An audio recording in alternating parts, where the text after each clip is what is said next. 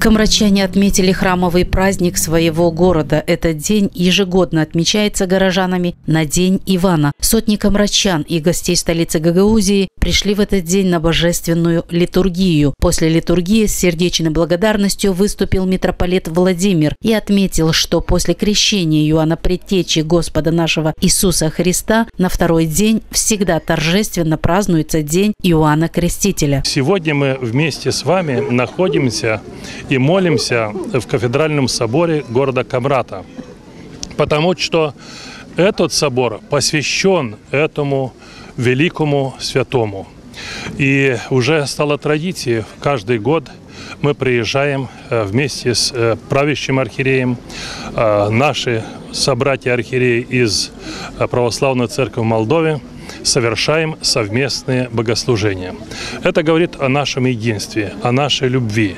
И нам очень приятно, что в этот день вместе с нами молились и руководители республики, и руководители города, и простые люди, и прибыли, как это и есть, и как и раньше было, люди из других населенных пунктов для того, чтобы вместе с нами праздновать храмовой день. Самыми добрыми чувствами были полны прихожане в этот день после богослужения. Они благодарили всех высокопоставленных духовных лиц, принявших участие в божественной литургии, а также тех, кто построил Камрадский собор для нас, для будущего поколения людей. Он очень похож на московский Богоявленский, я был там. И я, могу сказать, что этот храм построен православными людьми. Слава Богу, что Бог нам дал снег. Слава Богу, что гости у нас хорошие есть. Владыка Владимир приехал, владыка Сава, владыка Анатолий. Огромное спасибо им, что они приехали. Они с нами вместе помолились. Надо молиться за мир. За все надо молиться. В храм идем, чтобы Бог нам помог. Вот поэтому сегодня такой день большой, очень большой день. И Бог все видит. Бог все видит. И что все люди друг другу помогали.